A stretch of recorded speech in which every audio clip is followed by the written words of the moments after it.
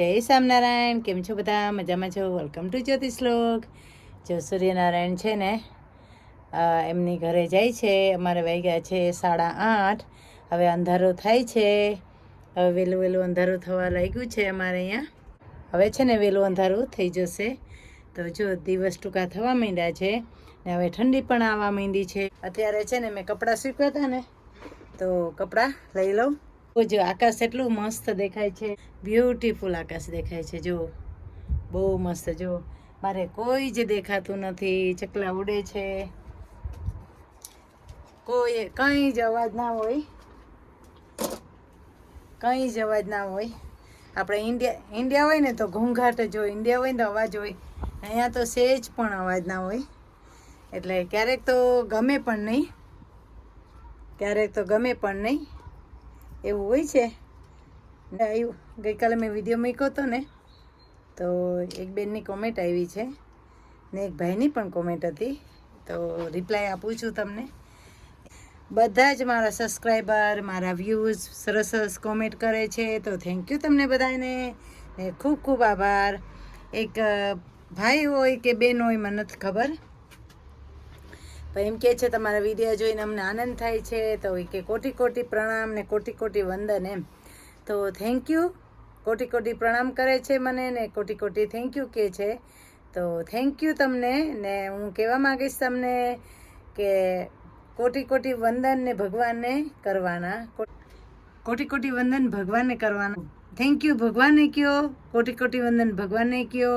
તમે ઠાકોરજીના દર્શન કરો છો તો ભગવાનને થેન્ક યુ કહો, ભગવાનને ઠાકોરજીને થેન્ક યુ કહો, તો મને ખૂબ જ ગમશે. પ્લીઝ મારા વખાણ કરો છો તો ભગવાનના વખાણ કરો, મારા નહીં. ભગવાનના વખાણ કરો, ભગવાનની ફાઇન ફાઇન કોમેન્ટો કરો, ઠાકોરજીએ શું જયમાં છે એ બાબતે તમે કોમેન્ટ કરો તો મને ખૂબ જ આનંદ થશે. કેમ કે ઠાકોરજી છે ને મારા પ્રાણ છે.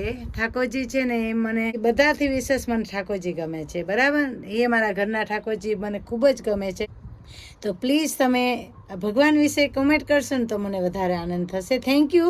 તમે એમાં કંઈ ખરાબ કોમેન્ટ નથી કરી, પણ હું તમને કહું છું, રિક્વેસ્ટ કરું છું, ઠાકોરજી માટે કોમેન્ટ કરો તો મને ખૂબ જ આનંદ થશે. Thank you. તમે મારા બધા સબસ્ક્રાઈબર મને ખૂબ જ સપોર્ટ કરે છે, ખૂબ જ સરસ વિડીયા જોવે છે, કોમેન્ટ કરે છે, લાઈક કરે છે ને શેર પણ કરે છે.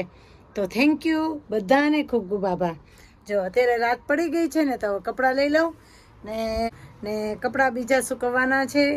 આજે છે ને પવન હતો તો મેં કીધું એક મશીન કરી નાખ્યું ને બીજું મશીન છે ને ઘરમાં સૂકવવાની છે. આજે કલરવાળા કપડાં હોય ને એ ઘરમાં સૂકવવાની છું, કે હવે ઠંડી આવશે ને એટલે હવે કપડાંનો ઠંડી આવશે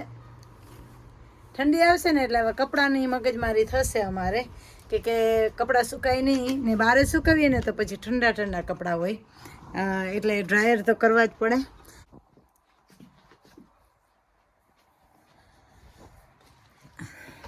જો અહીંયા છે ને મેં તુલસીજી છે ને બીજા પોટમાં મૂકી દીધા છે, કે પેલું નાનું પડતું હતું ને તૂટી ગયું હતું એટલા માટે. ને અહીંયા છે ને દોરી બાંધી દીધી છે એટલે છે ને પડે નહીં એટલા માટે, કે સેફટી માટે, સેફટી રીઝન માટે દોરી બાંધી દીધી છે. ને મારી પાસે છે ને પેલું મયડું નહીં, જે ટીંગાડવાનું આવે ને એ મયડું નહીં, એ અંદરના ભાગમાં છે ને તમે ટીંગાડી શકો, બહારના ભાગમાં નાસી ટીંગાડી શકો. એટલે એ મળતું નથી, મળશે ને તો હું લઈ આવીશ. તો શું ફાઇન રીતના કુંડા રહી જાય. જય સ્વામિનારાયણ ભગવાન. કેમ છો દયાળુ? વેલકમ ટુ જ્યોતિષ લોક. કોમેન્ટ કરો છો ને તમે? ભગવાન તમે કોમેન્ટ કરો છો કે નથી કરતા? તમારે કોમેન્ટ કરવાની છે, ઓકે. ને બધા સબસ્ક્રાઈબરને થેન્ક યુ કહી દો. સરસ સરસ કોમેન્ટ કરે છે, પછી સરસ સરસ લાઈક કરે છે, શેર પણ કરે છે, તો બધાને થેન્ક યુ, આભાર. ને હવે છે ને અમારે કર્ટન બંધ કરવા પડે, કેમ કે હવે ઠંડી વળી ગઈ છે ને, હવે ઠંડી વળી જશે એટલા માટે કર્ટન બંધ કરીએ તો ઘરમાં પણ ગરમી રહે ને બહારથી ઠંડી ઓછી આવે એટલા માટે. ચાલો, મારે વાસણ પણ ધોવાના છે ને આ વિડીયો આવતીકાલે આવશે. અને ઘણા બધા કોમેન્ટ કરી છે, એવું નથી કરી, બધા કોમેન્ટ કરે છે, તો થેન્ક યુ. કોઈ દુઃખ નહીં લગાડતા મારા સબસ્ક્રાઈબર ને મારા વ્યૂઝ, બધાને હું કહું છું પ્લીઝ દુઃખ કોઈ ના લગાડતા. ક્યારેક મારાથી એક બીજી વાત કરવી છે તમને બધાને.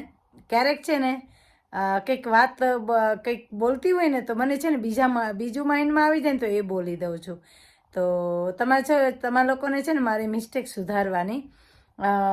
મને ના ખબર હોય, હું જ્યારે કે રેકોર્ડ કરતી હોય, એડિટિંગ કરતી હોય ને ત્યારે એ વાતની ખબર ના હોય કે એમાં હું શું બોલી છું. પછી જ્યારે વિડીયો એડિટિંગ થઈ જાય ને પછી બધા મને કહે જ્યોતિબેન આજે તમે વિડીયોમાં આમ બોલ્યા હતા. કુકિંગ છે ને એ મારો ફેવરેટ વિષય છે ને મીરિયા છે ને એ ડિફિકલ્ટ વિષય છે મારા માટે. એક નવી ટેકનિક છે ને બધી ફોનની, અને એ મારો ફેવરેટ સબ્જેક્ટ નથી ને જે કુકિંગ છે ને એ મારું ફેવરેટ વિષય છે. એવું છે ક્યારેક સ્પેલિંગ મિસ્ટેક હોય, ક્યારેક કુકિંગમાં મિસ્ટેક હોય, ક્યારેક બોલવામાં મિસ્ટેક હોય, ક્યારેક મગનું મેથી થઈ જાય, મેથીનું મગ થઈ જાય. એવું નહીં કે મારી સાથે થાય, બધાની સાથે એવું થાય. જે લોકો વ્લોગિંગ્સ કરે છે ને બધા માટે આ પ્રોબ્લેમ્સ થાય છે ને થશે પણ ખરા, ને તમારે સ્વીકારવું પણ પડશે. તો એટલા માટે હું તમને કહું છું બધાને કે જો સ્પેલિંગ મિસ્ટેક હોય ને તો please you need to comment. તો હું છે ને સ્પેલિંગ મિસ્ટેક સુધારી શકું ને સેન્ટેન્સ ક્યારે હું લખું ને ત્યારે પણ મિસ્ટેક થાય છે તો એ પણ મને કોમેન્ટ કરો કે જ્યોતિબેન આજે છે ને તમારેથી આ મિસ્ટેક થઈ છે. તો છે ને અમે સુધારો લઈ આવી શકું. કે હું એકલી રહીને બીજી એક કોમેન્ટ આવી હતી આજે, કોમેન્ટ આવી હતી ગઈકાલના વિડીયોમાં કે જ્યોતિબેન તમે એકલા રહ્યો છો. તો સાચી વાત છે, હું એકલી રહું છું ને હું મારા સન સાથે રહું છું. આઈ એમ સિંગલ મધર. હું સિંગલ મધર છું ને મેં મારા સનને એકલા હાથે મોટો કર્યો છે. એ હવે જોબે પણ લાગી ગયો છે. તો જે મારા નવા સબસ્ક્રાઈબર હશે, નવા વ્યૂઝ જે હશે ને બધા મારા વ્યૂઅર્સ, એને ખબર નહીં હોય, નવા સબસ્ક્રાઈબરને ખબર નહીં હોય મારો સન છે ને જોબે પણ લાગી ગયો છે ને જોબ પણ એને છે ને બીજા ટાઉનમાં મળી છે. જોબ પણ છે ને બીજા ટાઉનમાં મળી છે, આ ટાઉનમાં નથી મળી. એટલા માટે હું એકલી પડી ગઈ છું. અને આ જે વ્લોગિંગ્સ કરું છું ને એક ભગવાનની પ્રેરણાથી હું વ્લોગિંગ્સ કરું છું ને સચ્ચાઈ છે એ તો મારે કેવી જ પડે તમને બધાને. તમે મારું ફેમિલી છો તો ઘણા બધાને મારા નવા સબસ્ક્રાઈબર હોય એને ખબર ના હોય. તો અમેરિકા હોય, પછી ઓસ્ટ્રેલિયા હોય છે, બધી જગ્યાએ મારો વિડીયો જોવે છે બધા, બધેથી જોવે છે, બધેથી કોમેન્ટ આવી છે. એક વખતે ઓસ્ટ્રેલિયાથી કોમેન્ટ આવેલી છે, એટલે અમેરિકાથી જોવે છે, કેનેડાથી જોવે છે, ઓસ્ટ્રેલિયાથી જોવે છે, પછી આબુધાબી, દુબઈથી બધા જોવે છે. તો કોઈને ખબર ના હોય કે હું એકલી છું. તો વાત સાચી છે અને મેં તમને સાચું જ જવાબ આપ્યો. હું એ સિંગલ મધર છું ને હું જે વ્લોગિંગ્સ કરું છું, મા ઠાકોરજીને છે ને સેવા કરું છું, મા ભગવાનની, એ બધું તમને રૂટીનમાં બતાવું છું. તમને ગમે છે, બધાને ગમે છે. ઘણા બધા મારા સબસ્ક્રાઈબરને ગમે છે, પ્રેરણા લે છે. બસ મને એ જ જોતું હતું કે સંપર્ક થાય મારો, ને યુટ્યુબ દ્વારા મારો સંપર્ક થાય છે. તો એનાથી મારા વિશે શું જોઈએ. થેન્ક યુ તમને બધાને, તમે મને સપોર્ટ કરો છો ને. મેં એટલું એક્સેપ્ટેશન નહોતું રાખ્યું કે મારી ચેનલ જોશે બધા લોકોએ. મને ખબર જ નહોતી કે મેં એક્સેપ્ટેશન રાખ્યું જ નહોતું. આ બધા મારા વિડીયા જોશે ને બધાને ગમે છે નેચરલ. મેં ઘણા એમ કહે છે કિચન અનટાઈડી છે, તમારા વઘાર બળી જાય છે. એ તો જો બધાને ઘરમાં થવાનું છે. હું તમને સચ્ચાઈ વાત કરું ને એવું નહીં હોય કે બધા 8 દિવસ એની રસોઈ ફાઇન થતી હશે.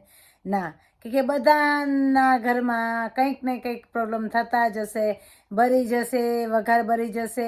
ને હું નેચરલ એટલે બતાવવા માગું છું કે બધાના ઘરમાં આ પ્રોબ્લેમ્સ થાય ને બધા નીટ એને ટાઈડી રાખે છે ને જે કરે છે એના માટે ધન્યવાદ.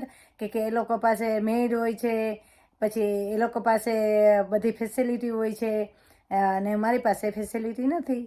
તો આ વિડીયો હું આવી રીતે જ બનાવવાની છું. કોઈને દુઃખ લાગ્યું હોય તો મને માફ કરજો. ચાલો, વિડીયો બહુ જ લાંબો થઈ જશે, હું અહીંયા જ મૂકું છું.